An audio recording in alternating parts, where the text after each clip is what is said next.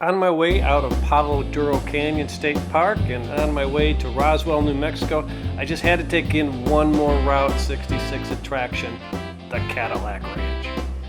I'm not sure you can call this one iconic since it wasn't built until 1974, long after the Route 66 heyday, but hey, at least it's eclectic.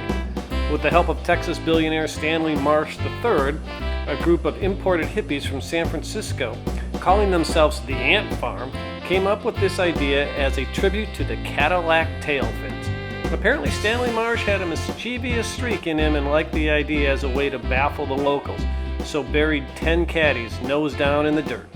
And so here we are on the I-40 frontage road just outside of Amarillo on the flatlands of northern Texas, looking at an evolving piece of artwork as people from all over visit, buy spray paint, and leave their mark.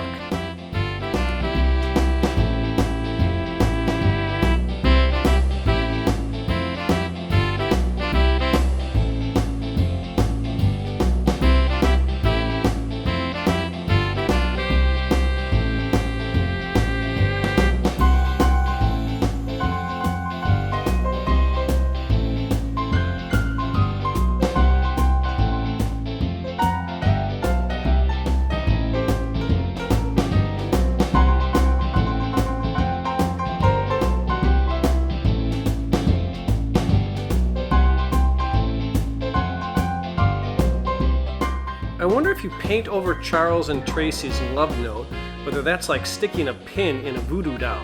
Let's hope not, for their sake anyway.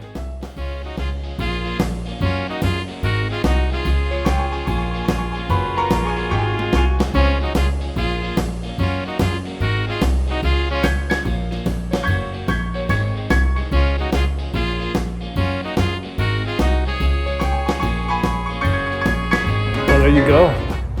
Cadillac Ranch. 10 caddies buried in the dirt. Can't even tell they're caddies, really. I didn't realize that the truck there sells spray paint, and so everybody buys spray paint and they spray things on it. I bet you'd have to come here like every few years. Otherwise, whatever you put on there is going to be spray painted by someone else, or spray painted over by someone else. What a way to make money. Sell spray paint at Cadillac Ranch. Interesting. It smells like paint. And if you have paint left over, which undoubtedly you may, you can paint the road or you can paint the cement barriers.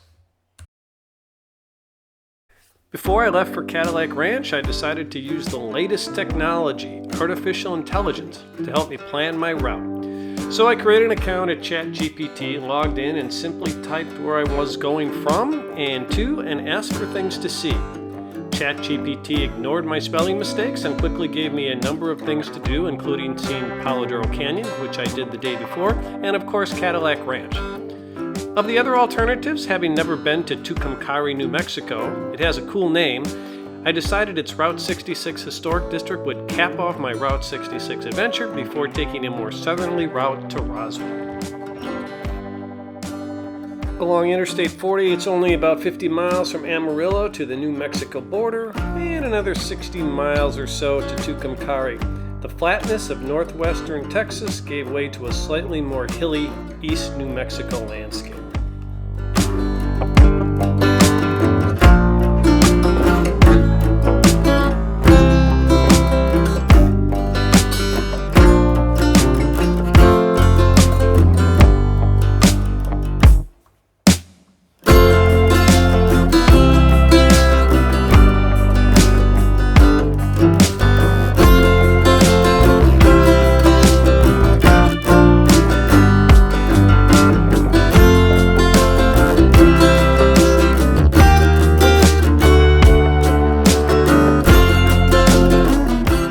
As I entered Tucumcari, I saw some signs of the old Route 66, like old motels painted in blues and yellows.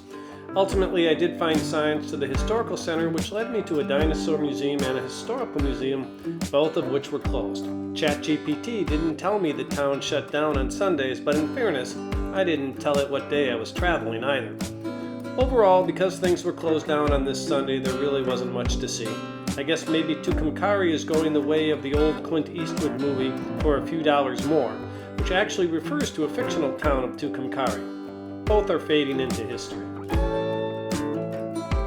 Heading out of Tucumcari, kind of a bust. It is Sunday and everything is closed. The historical museum, the dinosaur museum. I guess you could tell there were some old hotels and things of that nature, but for the most part, yeah, not much here in Tucumcari. The 160-mile jaunt from Tucumcari to Roswell traverses the eastern part of New Mexico known as the High Plains or the Great American Desert. Not much here, although I did find a historical marker on the way telling me of the exploits of Thomas Edward Blackjack Ketchum, a train robber in the late 1800s. What's interesting is that the monument didn't say anything about why it was placed there, and I couldn't see any train tracks or train beds, which might have indicated the site of a robbery. Go figure.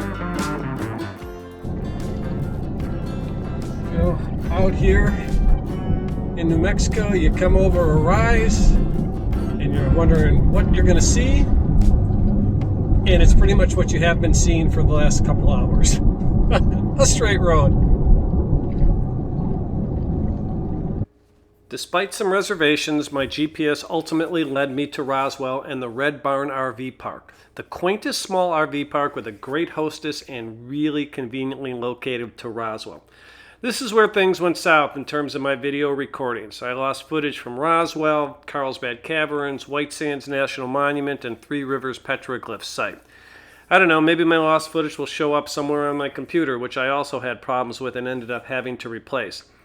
Anyway, I'll end this video by inserting a video short I made with my iPhone, and in my next video I'll skip ahead about a week or so to my visit at Bandelier National Monument. So you really want to know what happened in 1947 in Roswell?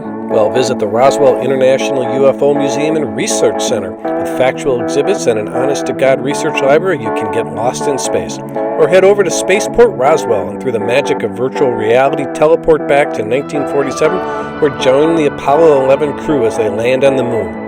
Trekkies will want to do battle with the infamous Telosians and other diabolical space creatures at the Spacewalk Blacklight Adventure. Friendly aliens are there to help you shop, and some, well, they just need a helping hand. And when you're done with all that, you and the alien can swap lies over a donut. I hope you enjoyed this video, and until next time, carry on. Cheers, everyone.